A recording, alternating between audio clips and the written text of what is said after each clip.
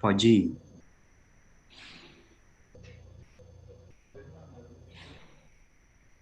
Bom dia a todos. Meu nome é Ricardo Campos, eu sou docente na Faculdade de Direito de Frankfurt e diretor do Instituto Legal Grounds, junto com o professor Juliano Maranhão, da USP.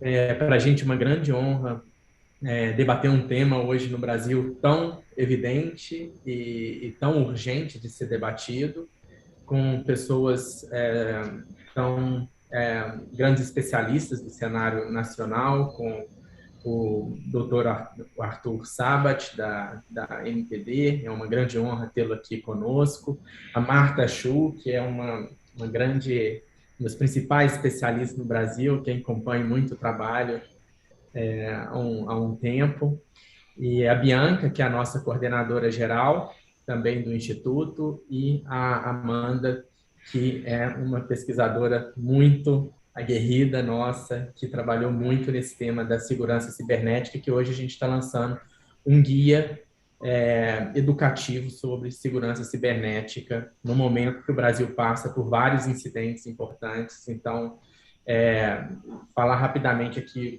2 minutos sobre o Instituto. O Instituto Legal Grounds, ele tem alguns braços, né? Um braço importante do Instituto é a atuação em propostas de lei, em projetos de lei, a pedidos, por exemplo, de senadores ou deputados, e a gente tem uma atuação independente. O nosso papel, basicamente, é trazer a melhor experiência que tem na Europa, nos Estados Unidos, e adaptar ao contexto jurídico brasileiro. A gente terminou agora para o senador Alessandro Vieira um PL de proteção de criança na internet, com quem que a gente desenvolveu durante um ano, dialogando com as principais entidades na Europa e nos Estados Unidos. Esse é um braço, a gente atuou muito também no PL das fake news, que está muito adiantado, e a gente tem atuado nesse braço do Instituto de forma bem ativa em tentar trazer a melhor experiência internacional para o Brasil. Outro braço é um braço de cursos nosso, que também é um braço importante do Instituto, e também o braço educacional, que são os lançamentos que a gente atua com o lançamento de cartilhas, né? A gente teve na semana passada o lançamento de uma cartilha muito importante sobre acessibilidade digital, que foi uma cartilha muito importante no contexto brasileiro, e agora a gente lança a cartilha muito importante do momento sobre segurança da informação, com um tema de extrema relevância e com pessoas, como eu disse, do cenário nacional brasileiro também de grande relevância. Então, agradeço aqui novamente, Arthur, a sua disponibilidade de estar aqui conosco, Marta, Amanda e Bianca, e passo a palavra, então, ao Juliano Maranhão. Bom evento a todos. Obrigado, Ricardo. Então, em primeiro lugar, queria cumprimentar a todos e agradecer também em nome do Instituto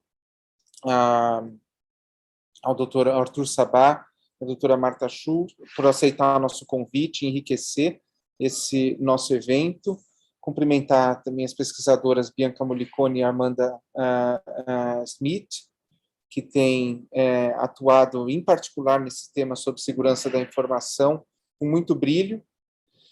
E para introduzir o tema, depois eu vou passar para a Bianca e para a Amanda conduzirem, mas eu queria apenas chamar a atenção de que foi muito feliz que o lançamento tenha ocorrido nesse momento em que o tema está na ordem do dia, né, com uma preocupação geral, em particular, em relação à segurança da informação nos órgãos públicos. Né? E segurança da informação, ela é um aspecto crucial da proteção de dados pessoais. Obviamente, a proteção de dados pessoais, como todos nós sabemos, não se resume à segurança da informação ou à não exposição de informações e de dados, mas é um aspecto crucial. Né?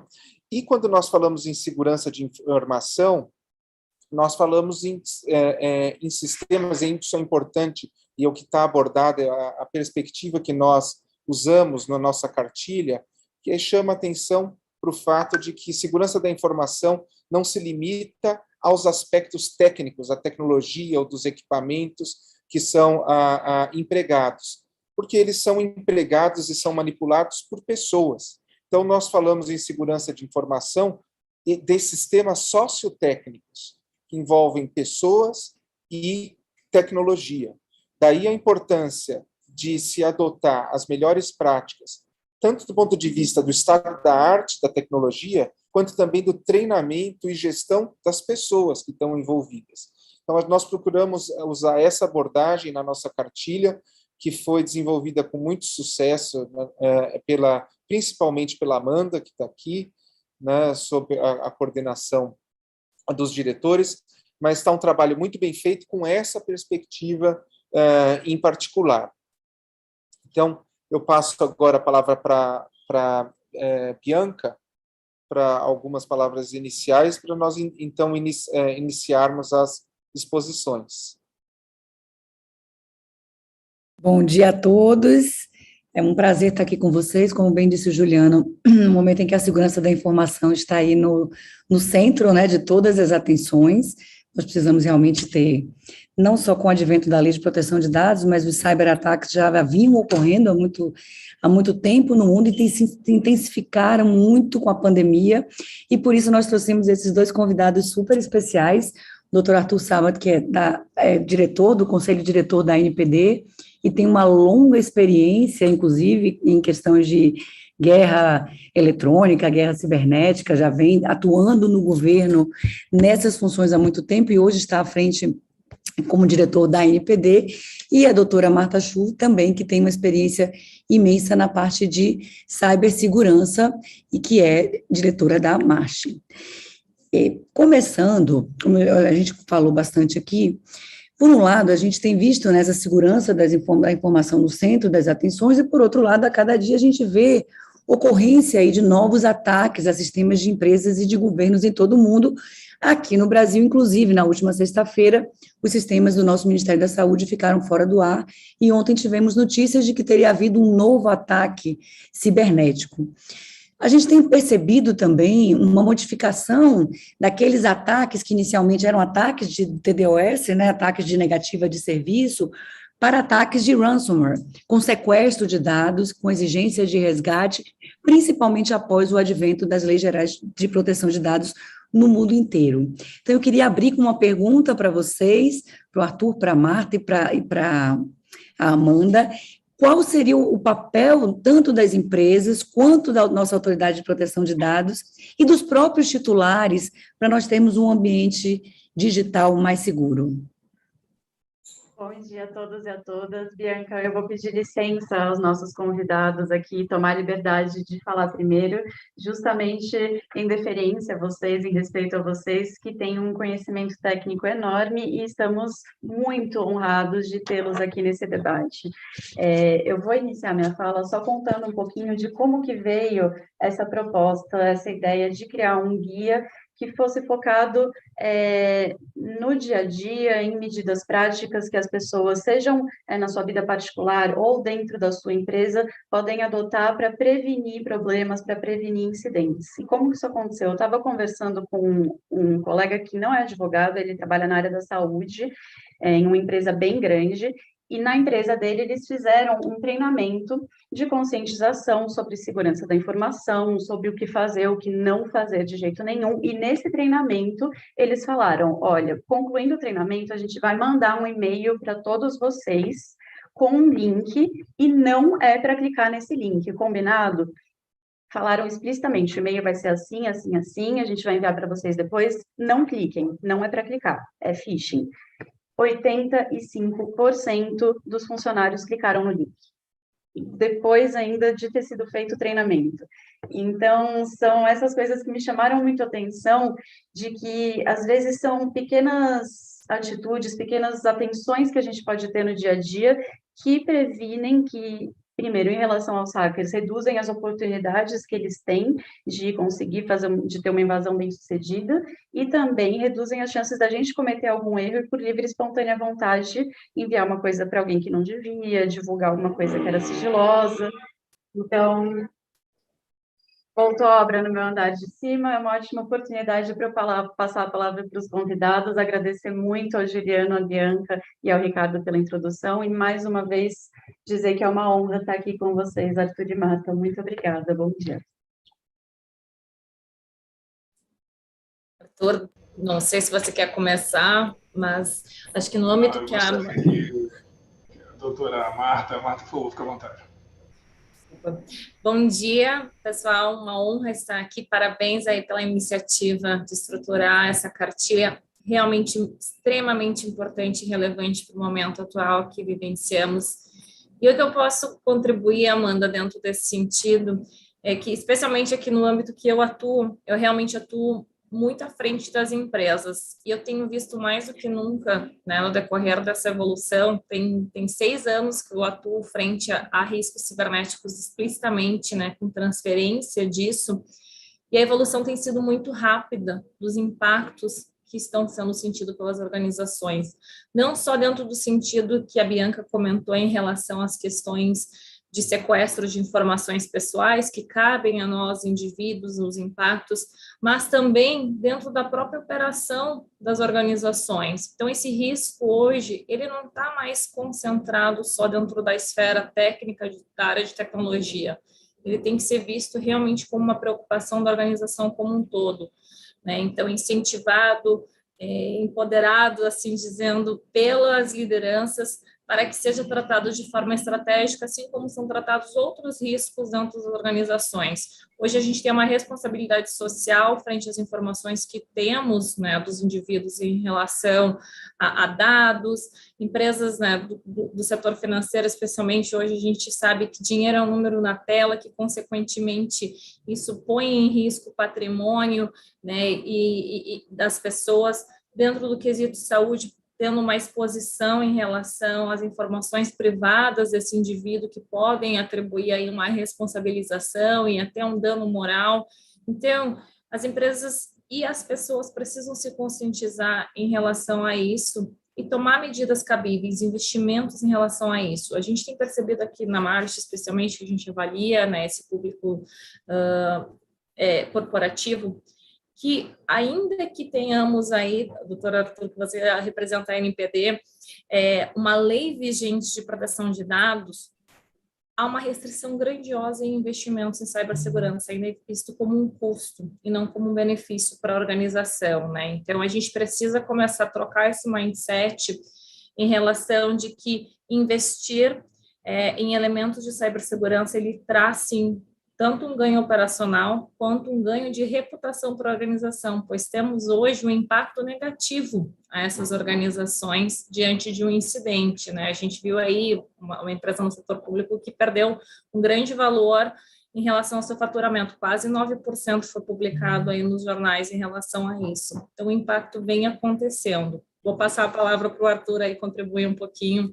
com as suas considerações. Obrigada. Muito obrigado. Eu quero iniciar agradecendo o convite, a oportunidade de falar com todos aqui que estão nos acompanhando. Cumprimentar o Ricardo, o Juliano, a Amanda, a Bianca, permita-me chamar assim pelo nome, né? Marta, aquele excesso de doutor para cá, doutor para lá, né? A gente acaba se confundindo. Mas o que acontece? Isso é normal, né? Ambiente palaciano, eu vejo muito isso aqui no Brasil. Mas, bem, é um protocolo necessário às vezes, né?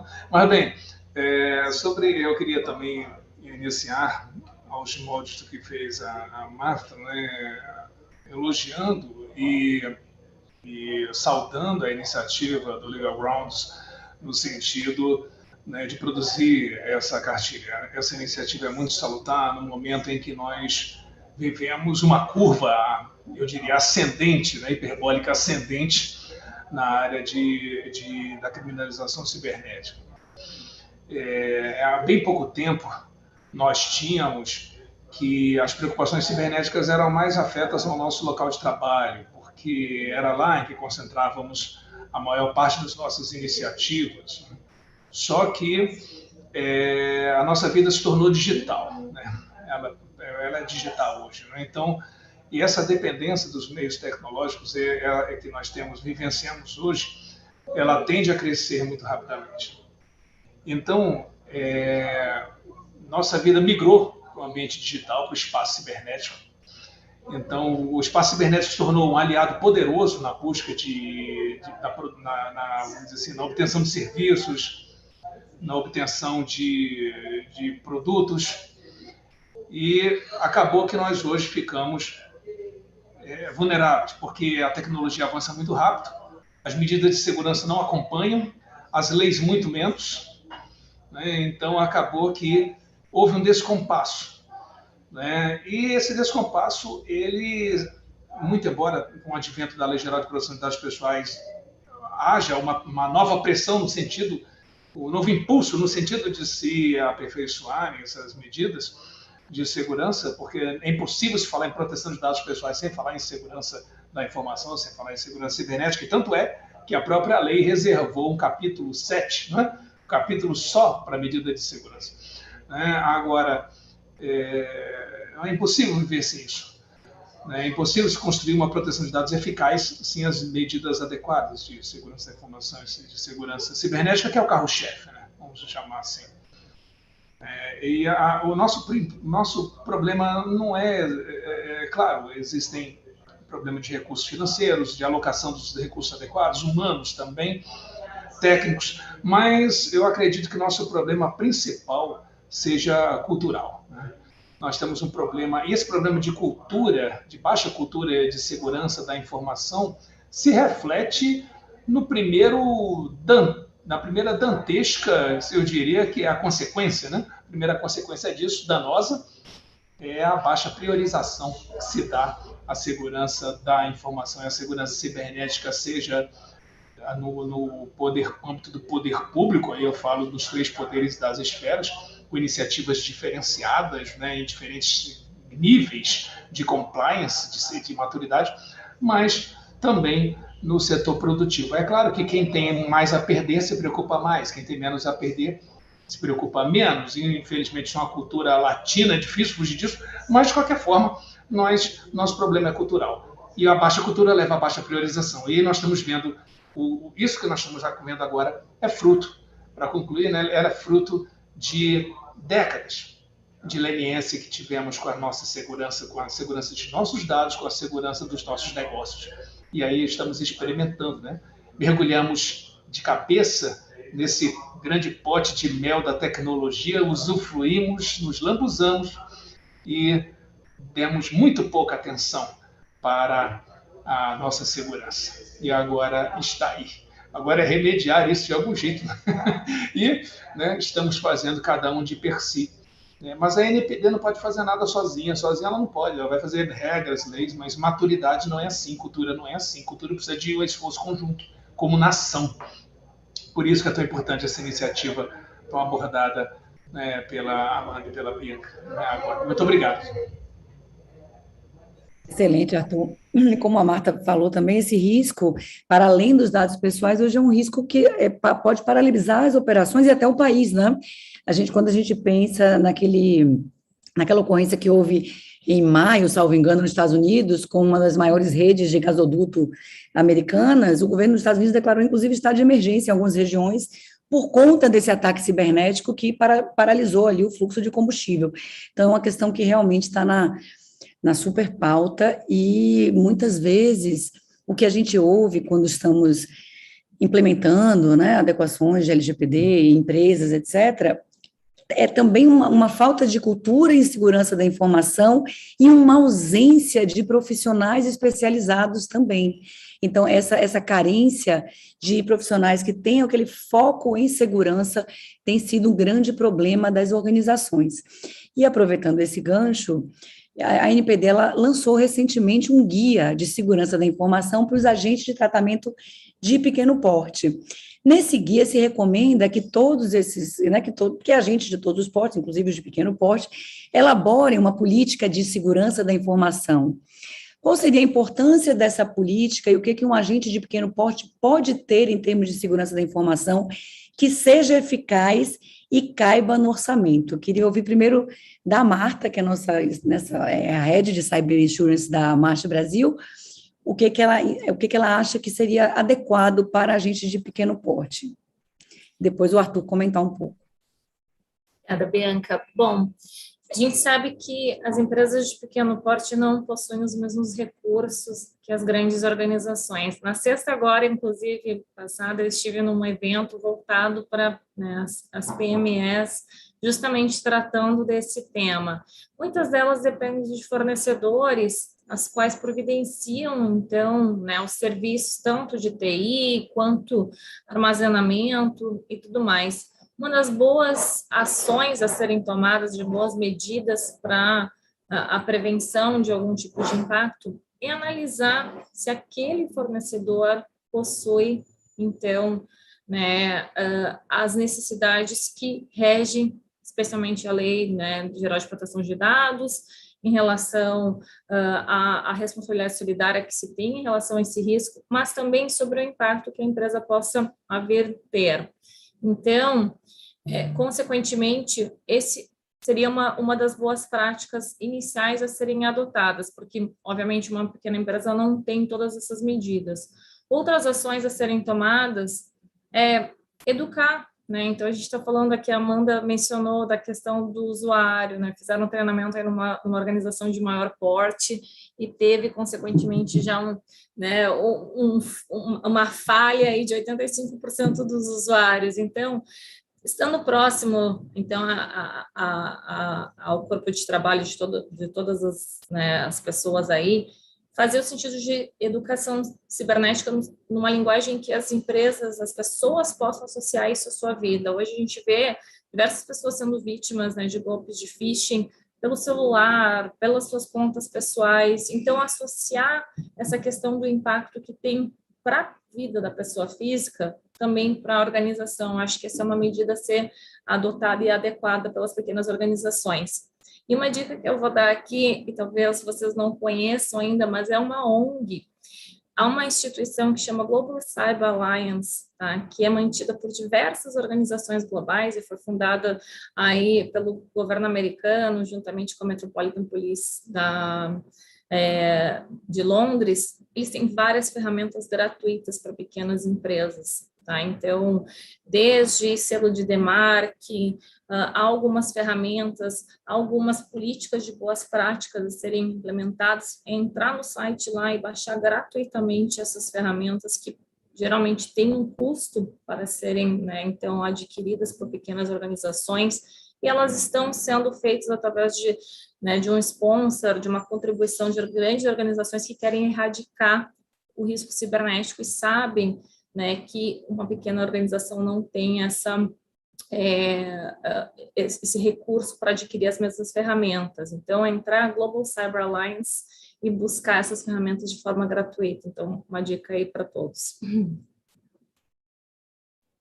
Excelente, Marta.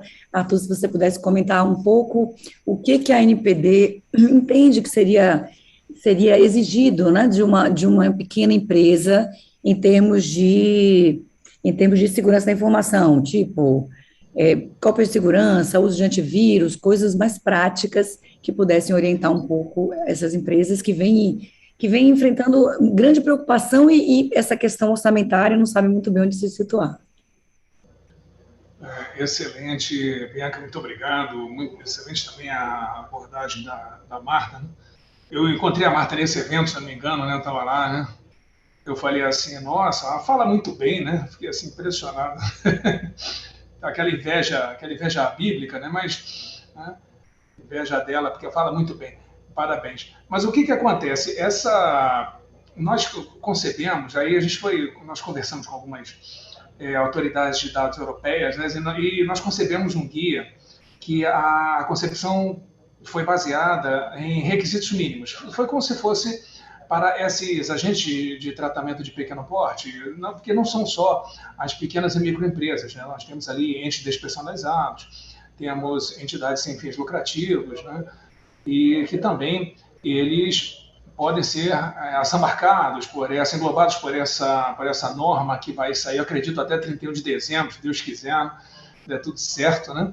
Olha aí, né? Vai dar um tratamento diferenciado para esses agentes. Mas na parte de segurança, confesso que foi um desafio, né?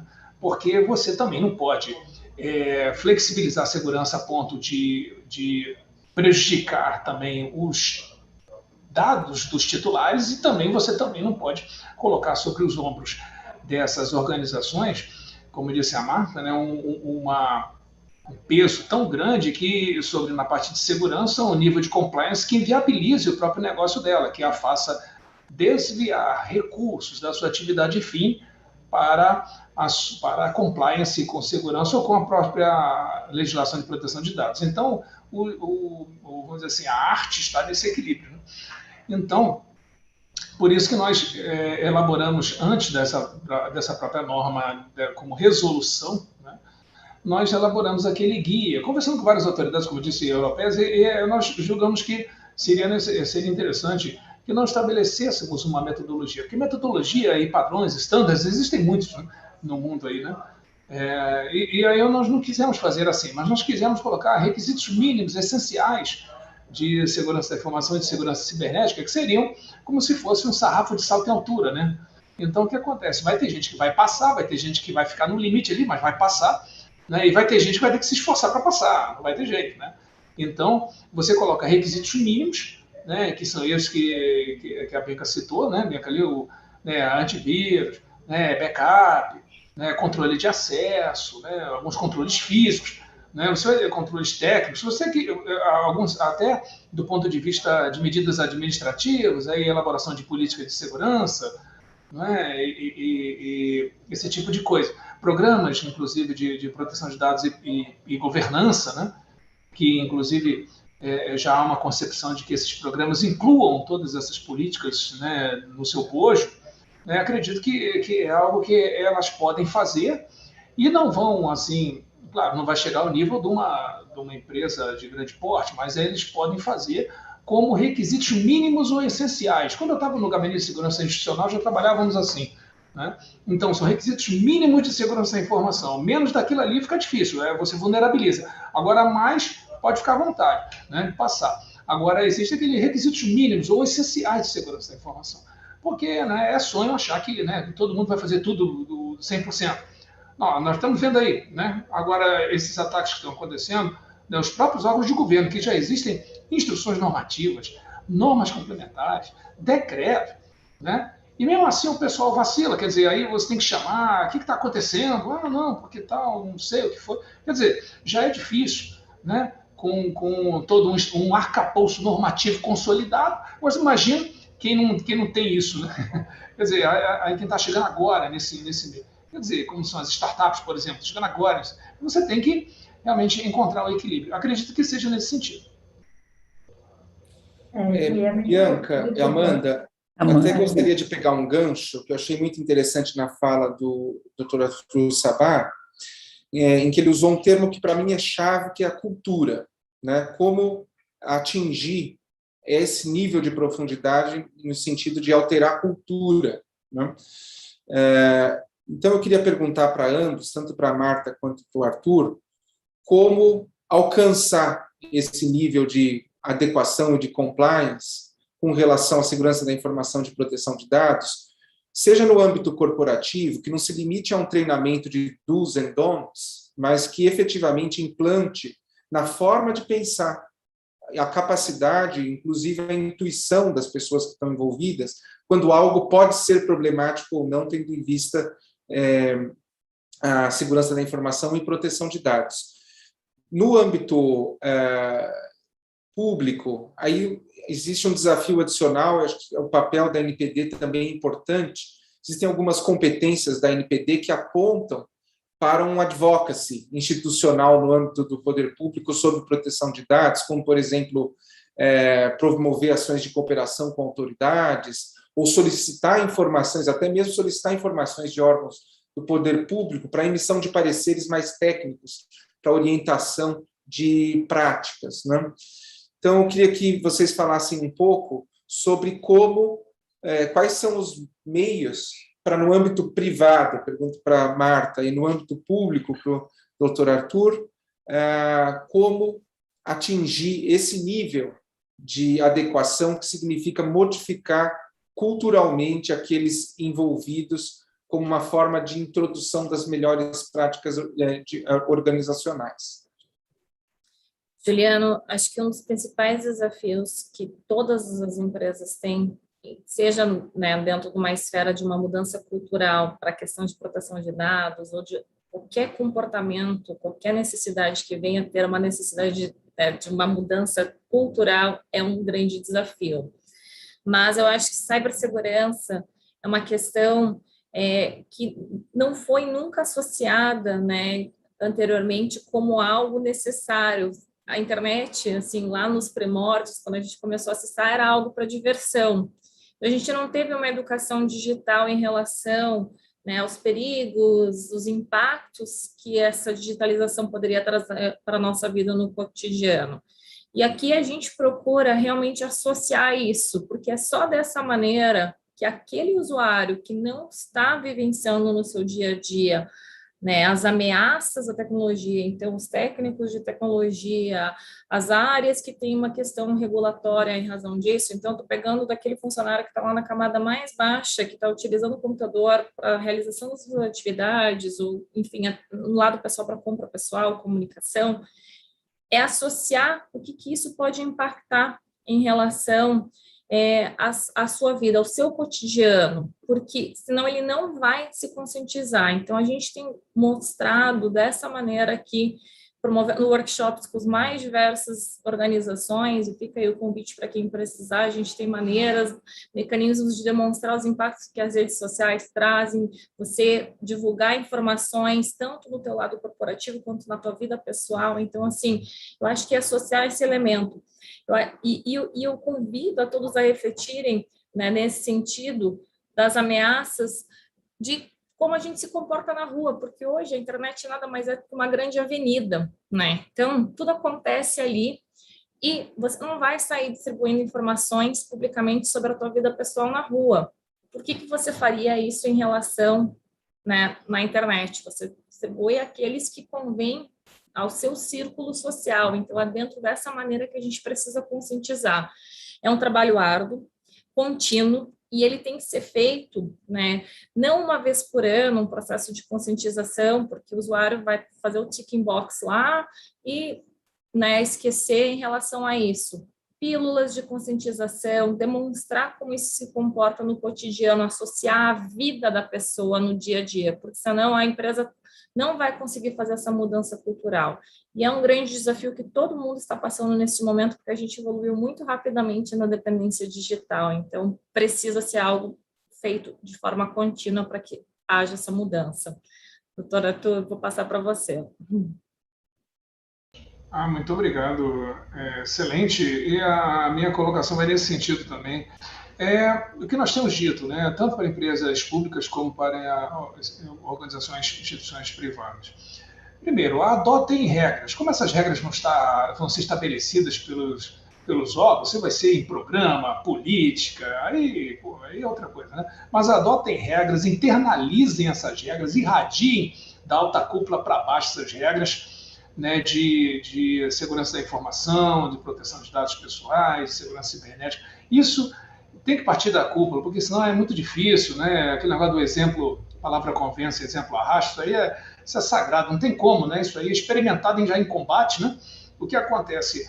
O subordinado vê o que o superior está fazendo, né? O chefe está fazendo. Se o superior ele não está nem aí para as regras de segurança cibernética, o subordinado também não vai ficar. Então, é questão de exemplo, né?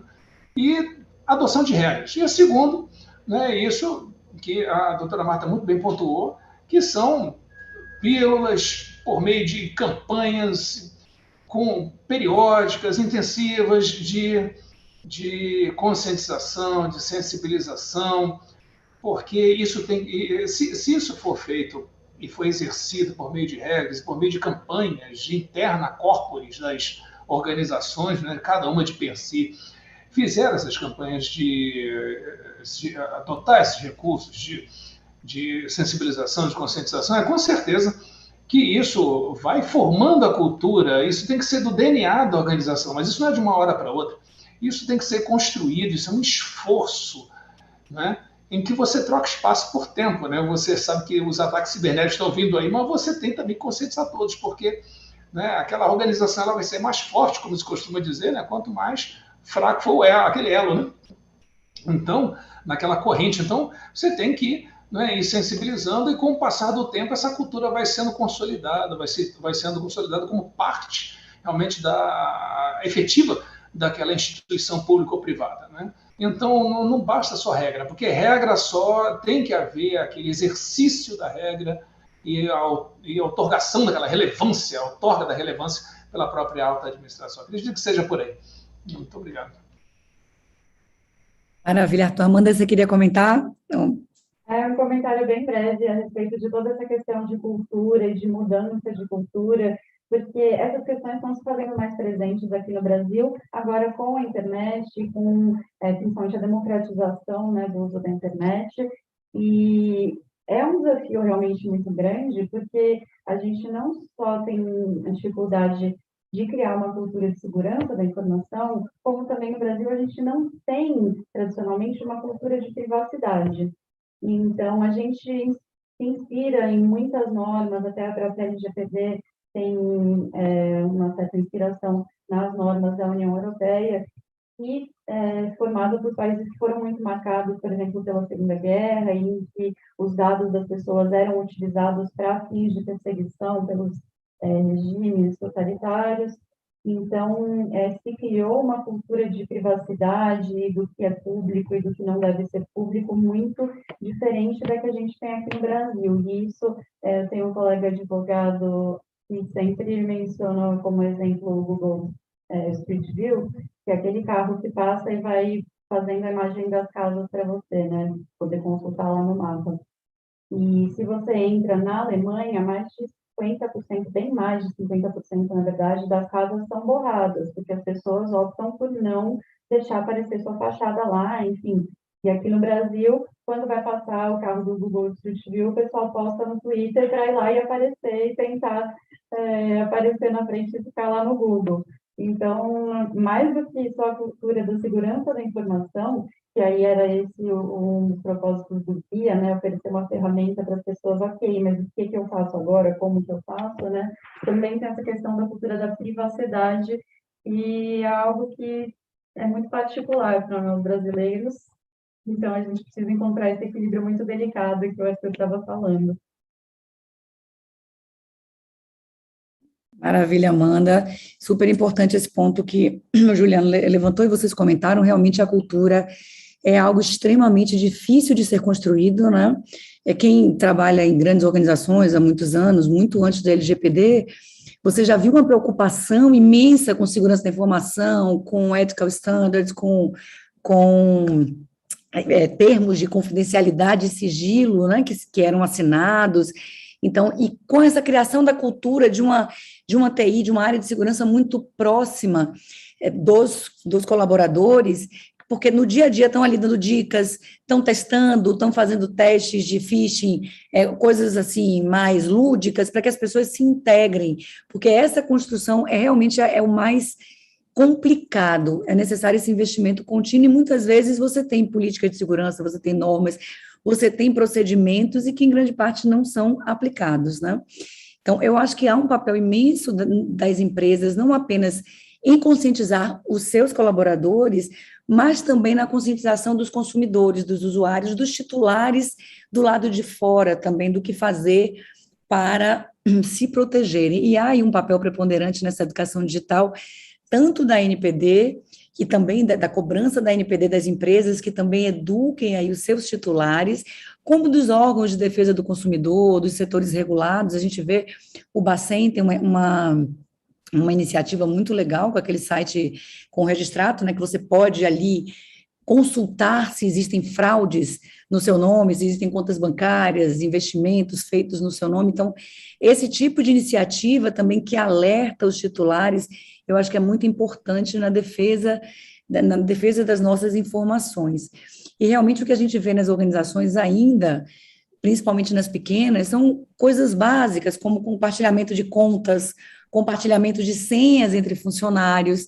Então, isso é um vetor extremamente crítico de vulnerabilidade de segurança, e vários estudos apontam, né, que você melhorar os processos de identificação e autenticação em serviços e sistemas, incluindo aí, por exemplo, não reutilização de senhas, etc., estão entre as medidas de maior impacto na segurança das empresas, né?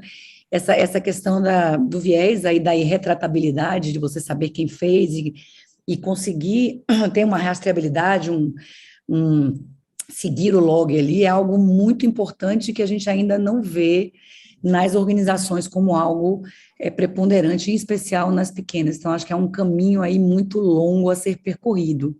Mas, Bianca, desculpa, Fala. posso só colocar um ponto? Eu acho que também a gente precisa desmistificar um pouco o TI.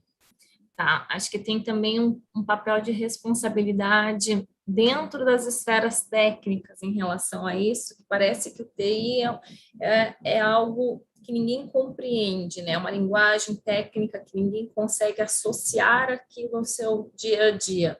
Então, trazer um pouco, desmistificar essa linguagem, né? E trazer um pouco para a realidade, demonstrar que não é tão complexo assim, elementos básicos, como você falou de cibersegurança, pode ser um caminho para começar a melhorar essa questão cultural também e ajudar tão pequenas quanto grandes organizações, porque eu sempre ouço, e esse meu dia a dia conversa desde o C-level aos mais diversos, né, níveis da organização. E quando você fala de cibernética, muitos deles dizem assim, espera que eu tenho que pegar meu cara de TI, porque parece algo que eles não conseguem compreender, é uma linguagem muito distante da realidade, quando na verdade tem vários elementos que são cabíveis à nossa vida. Eu acho que tanto, né, obviamente o board, o corporativo, lá o top level tem essa responsabilidade, mas dentro das organizações, os departamentos de TI, eles precisam conseguir comunicar de forma que se torne algo mais correlacionado ao usuário lá no seu dia a dia. Então, só queria também trazer um pouquinho desse ponto aí. Obrigada. Sim, exatamente, trazer essa realidade para algo mais palpável. E a gente precisa, você falou uma coisa perfeita, né? Todos nós, principalmente nós advogados, você olha para aquilo como se não fosse uma responsabilidade sua. E aquilo nós vivemos numa sociedade informatizada, digitalizada. Então, esse tem que ser um assunto que permeia a vida de todos nós. A gente precisa ter uma educação melhor. Os nativos digitais, a gente já percebe que eles já entram muito mais fácil em ter ali um antivírus, uma proteção, e tem todo um outro posicionamento, mas eu acho que isso tem que permear o tempo inteiro para que todos nós tenhamos também essa atitude proativa na segurança dos nossos dados, né? Não é algo que se possa mais se furtar a entender, precisamos entender. E por isso esse papel da educação, que eu acho que todos os órgãos, inclusive do governo, tem esse incentivo, esse nudge, né? Pensando na economia comportamental. E pensando também nessa questão do nudge da economia comportamental, eu queria fazer uma pergunta mais técnica para vocês dois, que a gente fala sempre de senha, vamos trocar senhas, tem que trocar senha o tempo inteiro, periodicamente, de mês em mês, etc. E outro dia eu estava lendo um estudo interessante, numa universidade americana, apontando que essas trocas de senhas, elas muitas vezes não são tão boas, porque quando você tem que trocar o tempo todo de senha, geralmente as senhas escolhidas, elas são mais simples, elas na verdade, são variações da mesma senha, o que pode facilitar muito a descoberta, né, por sistemas, inclusive informatizados aí, que ficam ali trabalhando para descobrir as senhas, etc. Seria recomendável, então, a gente criar uma senha complexa, cuja troca só ocorresse com indícios de violação, ou essa troca contínua ainda é algo que vale a pena, que deve, né, assim, o que vocês recomendam aí como segurança? Marta, por gentileza. Acho que está no mudo. Assim. Eu acho que a Marta, acho que está mudo, Marta, você tem que... Pronto. Eu, particularmente, desculpa, gente, eu utilizo frases. Então, é uma complexidade, né, de mais de 10 caracteres para você conseguir realmente quebrar. A probabilidade é um pouco mais difícil. Uma dica que eu sempre dou também, quando a gente está falando com o usuário, é a questão de usar grupos de senhas para diferentes propósitos. Então, vamos lá, me cadastrei num portal de notícias, né, nesses canais de notícias, ou eu tenho também uma necessidade de fazer uma compra online, eu uso um grupo de senhas para um grupo de senhas para outro, para as minhas mídias sociais outros, para os meus e-mails outros. Por quê? Porque se eventualmente haver um vazamento de dados nesses canais de mídias que eu me cadastrei, ou no varejista, ou alguma coisa, o que acontece? O teu e-mail de compra está atrelado, né? Então, ou de cadastro está atrelado a esse canal. Então, vazou lá o teu nome, teu e-mail e a senha. hacker tem ali um e-mail e uma senha. Ele vai lá no Gmail, entra, né, aquele e-mail que está cadastrado, mais a senha, pronto, acesso a sua caixa aí de e-mail. Por ter simplesmente ocorrido um problema de vazamento de informações num canal que não tem nada a ver com o seu e-mail. E aí ele tem acesso a diversas outras questões em relação à sua vida. Até hoje a gente sabe que os bancos também estão atrelados, né, empresas de investimentos, para você fazer aí o acesso à sua conta pessoal, estão atribuídos a essa conta de e-mail muitas vezes. Então, essa é uma boa prática a ser adotada e é fácil. Escolhe aí um grupo de 4, 5 senhas que você venha a ter. E o que a gente tem visto, né, então, para o mundo corporativo, e aqui para justamente até a aceitação de risco, né, que a gente faz a transferência aí com a apólice de seguro, é o elemento de aplicação de multifator de autenticação, tá? Isso é realmente, assim, um grande diferencial em relação à atribuição da aplicação de senha, porque só a senha, muitas vezes, não é o suficiente. A gente já sabe que né, então, hoje, o crime cibernético é tão sofisticado que ele já vem, né, buscando maneiras de quebrar senhas, e aí a necessidade de tokens, de fatores de autenticação dupla se tornam cruciais para aqueles elementos que têm dados mais sensíveis. Arthur, não sei se queres contribuir alguma coisa adicional. A resposta foi muito completa, né? Como sempre, né, a Marta. A tendência que eu vejo nos órgãos públicos, né, só para contribuir com isso, é daquela segunda opção que a Bianca abordou, né, pontuou, né, que seria de senhas mais complexas, de uma duração maior, né, uma sequência maior, e com periodicidade de troca mais espaçada, né?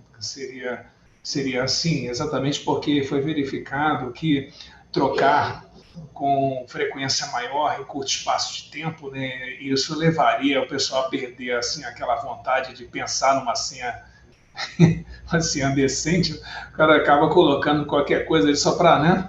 Então aí existem exigências, né, de caracteres especiais e esse tipo de coisa que não tinha antes, né? Então o pessoal está acrescentando isso, então a senha está ficando bem longa. Seria isso. Obrigado. E a gente pensa que a gente não sabe onde é que vai parar com isso, né? Quando você conversa com engenheiro de computação, etc., cada dia é mais difícil, porque como a Marta bem falou, quer dizer, você tinha uma senha complexa, agora você já tem que ter um duplo fator, daqui a pouco esse duplo fator vai estar invadido, a gente não sabe, e essa é a última perguntinha que eu queria falar com vocês para a gente encerrar. O que a gente tem observado quando a gente percebe esses ataques, etc.? Os próprios seguros cibernéticos têm dado um passo atrás, né? Eu acho que foi quando houve esse ataque do gasoduto nos Estados Unidos, o próprio governo americano falou, não pode se pagar o ransomware, e os seguros começaram a se questionar, quer dizer, será que a existência de um seguro cibernético também induz a ter mais ataques, já que aquilo vai ser pago e as empresas se defenderem menos? Então, é uma questão que ainda que está muito em discussão, e aí eu estou querendo falar em duas vertentes. Uma é a questão dos seguros, e a Marta pode falar bem sobre isso, de como que está sendo, como esse mercado tem visto esses novos ataques, esse posicionamento disso.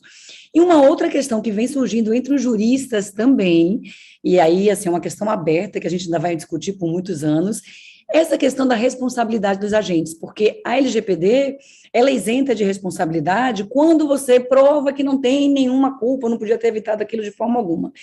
E em alguns ataques cibernéticos, a gente tem visto algumas argumentações, inclusive de juristas, de que aquilo seria impossível de ser evitado. Como responsabilizar um agente por algo que, por mais segurança que ele tenha, pelo nível da técnica, pelo melhor que ele esteja ali, às vezes o cracker está à frente daquilo. Então, efetivamente, eu acho que é uma questão que vai começar a ser bastante discutida. Não quero respostas finais, porque a gente não tem, né, algo ainda, mas queria que vocês comentassem esses dois pontos, e a Amanda também, assim, tá? Juliano, quem quiser falar. Vou começar pelo seguro, então, Bianca, se me permite. Embora hoje tenha cobertura, assim, de pagamento de resgate, e aqui no Brasil, nós, na March, tivemos alguns sinistros que foram vítimas de sequestros de dados, a maioria das empresas opta por não fazer o pagamento. Tem que lembrar que quando a gente faz o pagamento de um resgate, a gente está engajando, né, com crime. Não é diferente de você engajar com crime aqui na pessoa física, né? Então, tem o criminoso lá com sequestro de uma pessoa, ou, né, nesse sentido, não é diferente disso.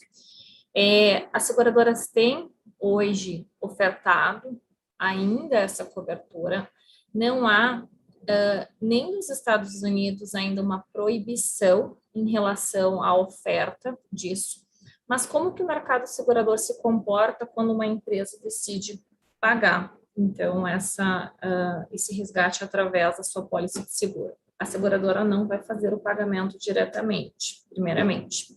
Segundo, a tua equipe de incidente e resposta, né? Então, os peritos digitais, os especialistas lá que estão trabalhando na crise, elas precisam determinar que essa é a melhor maneira de ser resolvido o incidente. No caso do pipeline, o governo americano até permitiu que fossem pagos os 5 milhões de dólares em relação ao sequestro que foi, né, conduzido lá.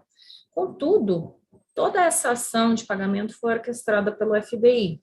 E é essa maneira que eu acredito que deveria de ser utilizada, e eu, Marta, especialista de ciberseguro, falando aqui, que deveria de ser utilizada esse pagamento. Por quê? Porque o governo americano conseguiu rastrear o movimento, né, da criptomoeda que foi paga e conseguiu prender 2 pessoas em relação a isso.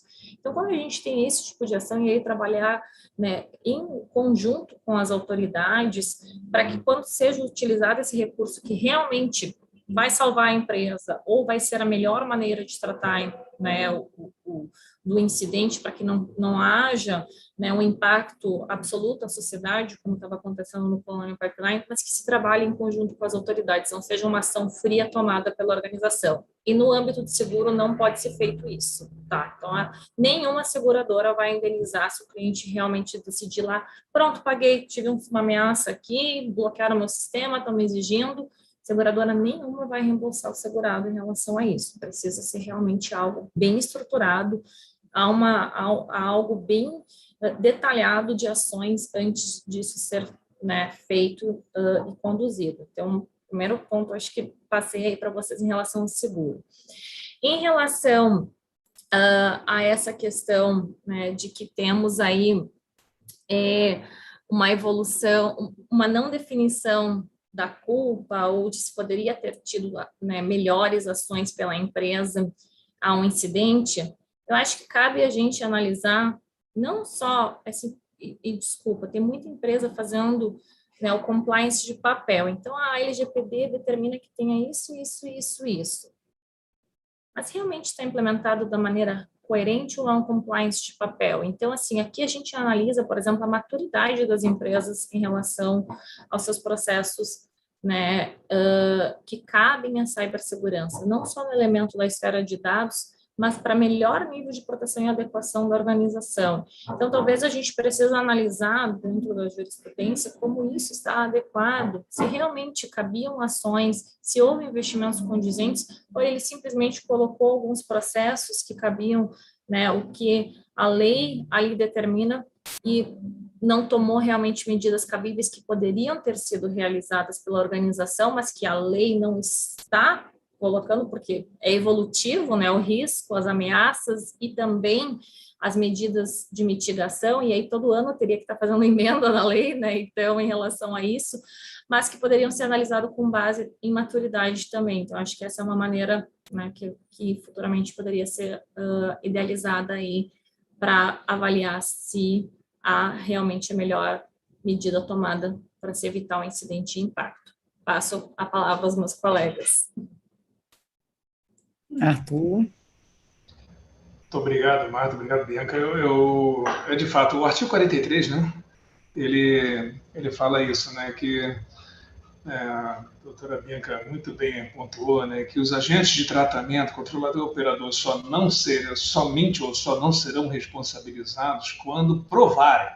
E aí vem 3 incisos, né? E o terceiro é esse, né? Que que a culpa daquele incidente, daquela situação é exclusiva do dano, né? É exclusiva do titular ou de terceiro, né? E aí o pessoal está se baseando nesse do terceiro, né? O que acontece? Só que isso, é claro, que a NPD ela ainda vai publicar, acredito, em 2022, na norma, na resolução resolução não, a resolução ela aprova o regulamento, né? Vamos lá, vamos ser doutrinários. No regulamento de notificação de incidente, também ela vai apontar para algum aspecto fiscalizatório, porque não é só isso, né? É para provar, né, que realizou ou que não realizou o tratamento, inciso primeiro, ou que mesmo tendo realizado o tratamento, que, né, aquilo não foi culpa dele. Quer dizer, tudo isso vai ser colocado no regulamento, e ali esse regulamento vai trazer alguns cânones, alguns parâmetros, algumas disposições sobre isso. Não é onde ela vai se basear, né, a ANPD vai basear o seu processo fiscalizatório. Né, então, vai ter que provar que fez realmente aquilo. Aquele princípio, né, do artigo 6º, lá se eu não me engano, o 10º princípio da responsabilização e da prestação de contas. Né? Não é assim dizer que fez, não, mas... Ou seja, haverá parâmetros para basear essa assertiva, né, de que realmente a empresa fez tudo o que podia, né, e tal. Agora, é claro, isso tem que ser equilibrado com aquele princípio, aquela máxima da segurança da informação, de que não existe sistema 100% seguro. Isso aí não... Né, não vou nem descer, não vou nem entrar em coisa que a gente pode, né? Numa situação aí governamental. Mas o que acontece? Não tem isso. Então, a gente tem que equilibrar isso. Mas eu acredito que isso ainda vai à consulta pública, ainda teremos muita participação da sociedade sobre isso.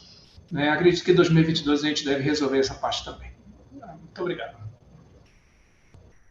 Maravilha, pessoal, já chegamos aqui a 11 horas, vamos encerrar o evento. Eu agradeço demais a participação de vocês, realmente são dois palestrantes extremamente qualificados e, assim, totalmente com o assunto aí na veia da segurança da informação, foi excepcional. A finalidade do Instituto é efetivamente ajudar nessa educação digital, a gente quer propagar o máximo que puder aí para a sociedade, para as empresas, para os titulares, a melhor forma de se defenderem da gente viver nessa nova economia digital com segurança. E eu gostaria de encaminhar para as últimas palavras, Amanda, o Juliano, Arthur e a Marta. Muito obrigada, Bianca, muito obrigada a todos e a todos vocês que estão aqui nos assistindo e acompanhando esse evento.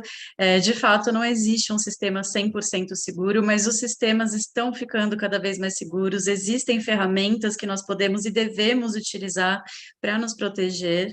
Então, eu fecho a minha fala aqui com um convite para vocês que estão nos assistindo fazerem o download desse material. É um material muito simples que pode ser usado para uso pessoal, ou se você tem uma empresa, ou se você trabalha numa empresa, apresente esse material ao chefe da sua equipe, aos seus colegas, tome a iniciativa, porque essa linha entre o profissional e o pessoal é algo cada vez mais tênue, é tudo cada vez mais parte de uma coisa só, então fica o convite, façam o download do material e se informem mais sobre isso. Muito obrigada a vocês todos que dividiram o painel aqui comigo hoje, um grande prazer conhecê-los. Eu gostaria só de parabenizar o time do Instituto, né, pelo desenvolvimento desse trabalho e agradecer o Arthur e a Marta, agora pedindo a licença, como fez o Arthur, para eliminar o doutor, né, o protocolo, pela participação, por terem aceitado o convite, por terem enriquecido tanto esse bate-papo que foi tão importante e ao mesmo tempo prazeroso.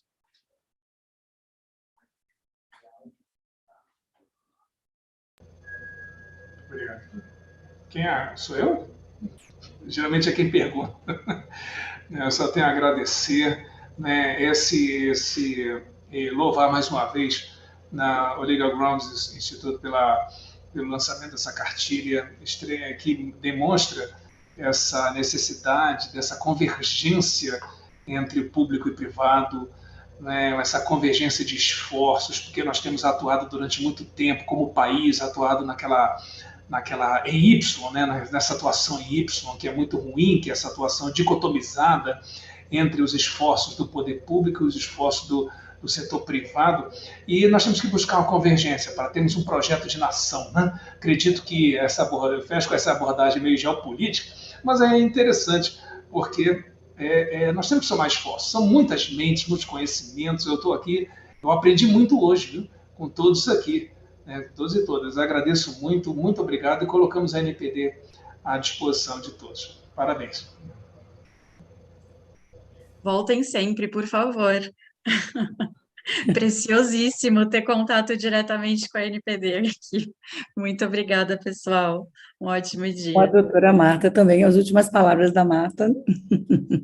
Queria parabenizá-los mais uma vez pelo lançamento aí da cartilha, realmente de suma importância, vai contribuir muito para o entendimento aí da sociedade como um todo, e também pela organização deste bate-papo hoje de manhã. Eu acho que todos nós agregamos e somos agregados em relação a esse compartilhamento de conhecimento, então eu sou muito favorável a gente sempre estar aí discutindo, porque assim como, né, a tecnologia está evoluindo, a gente também precisa evoluir o nosso conhecimento à medida de que tudo está acontecendo. E a digitalização não vai embora, gente. A gente está vendo aí o pessoal comprar terreno virtual no metaverso, nossa vida daqui a um pouco vai ser mais digital ainda, né? Então, precisamos entender todos esses impactos e evitar que o crime se torne cada vez mais presente dessa esfera, e a maneira de fazer isso é nós unir como sociedade, no setor público e privado, para que a gente possa fazer uma troca de melhores práticas